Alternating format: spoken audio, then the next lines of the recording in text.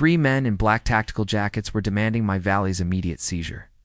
They were explaining to a confused sheriff about unpaid HOA assessments. I arrived carrying original land grant documents from 1887. The lead enforcer was threatening emergency liens and foreclosure proceedings. Sheriff Martinez read my paperwork carefully beside his patrol vehicle. Then he looked at them and started laughing uncontrollably. That laughter signaled their catastrophic mistake.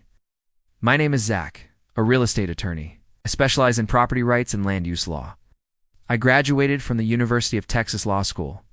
For 12 years, I handled complex property disputes. Easements, title conflicts, and development litigation were routine. 8 months ago, I inherited my grandfather's valley. It spans 1,500 acres outside San Antonio. My grandfather William Thornton purchased it in 1952. The land traces back to an 1800s Spanish grant. Forests, meadows, and a spring-fed creek define it. The title history stretches back nearly to centuries. That morning, Ridgeview Heights overlooked my valley. Their subdivision sat on the eastern ridge above. What they forgot was one critical legal detail. Their only access road crossed my property. That right-of-way expired upon my grandfather's death.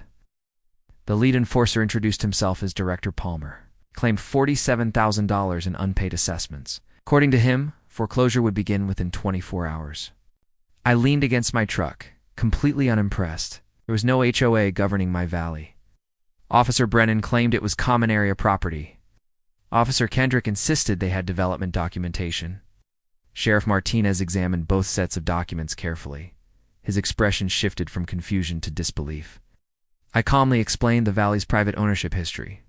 It predates their subdivision by roughly 60 years. No covenant conditions or restrictions apply there.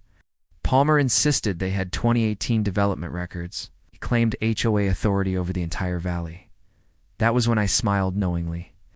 I produced the original Ridgeview Heights survey. Crestwood properties built only along the ridge. It required access to the county road. My grandfather negotiated a limited easement in 2017. It granted only 20 feet of road access. It transferred no ownership or HOA authority. Most importantly, it terminated upon his death. The easement expired 8 months earlier. Sheriff Martinez confirmed this in county records. The subdivision now crossed my land unlawfully. Palmer's confidence visibly began to collapse. Hundreds of residents depended on that access road. I had attempted negotiations for 6 months. Their management companies ignored my communications entirely. I recently had property lines professionally remarked. The road crosses my land for 900 feet. Every resident trespasses daily without authorization. Kendrick insisted their digital records proved ownership. I informed him those records were fabricated. Their tactical uniforms and titles were equally fake. They targeted landowners using intimidation and confusion. Most victims likely paid to avoid legal conflict. Sheriff Martinez demanded official identification immediately. Palmer refused, claiming enforcement authority. Martinez threatened detention for noncompliance. The hesitation between them revealed everything. Backup patrol units arrived within minutes. Property crimes detective joined the investigation. The men were separated and questioned individually. Their gray Silverado was searched thoroughly. Officers discovered fake documents from multiple subdivisions. Payment devices and fraudulent records filled the truck. They had collected over $200,000. Palmer's criminal history included prior real estate fraud. Brennan had previous extortion-related arrests. Kendrick was already on probation for identity theft. He operated this scheme across 3 counties. 43 landowners had been targeted successfully.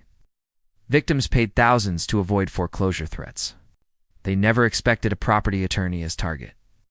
Detective Rodriguez reviewed my complete documentation carefully. He confirmed the valley was entirely mine.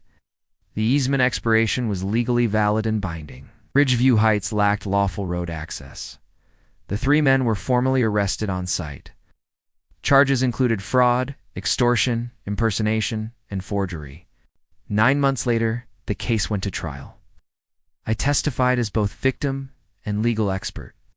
Evidence revealed systematic, calculated deception. All 3 defendants were convicted decisively. Sentences ranged between 6 and 8 years. Restitution was ordered for every victimized landowner. Afterward, I met the legitimate HOA board. We negotiated a permanent access easement properly. They paid fair market value compensation. Road improvements were funded across my property section. Clear signage now marks the private crossing. I preserved the valley exactly as inherited. I built a small cabin near the creek. Each visit reminds me of that laughter. They tried seizing land, controlling their subdivision's lifeline. Knowing your property rights turns intimidation into victory.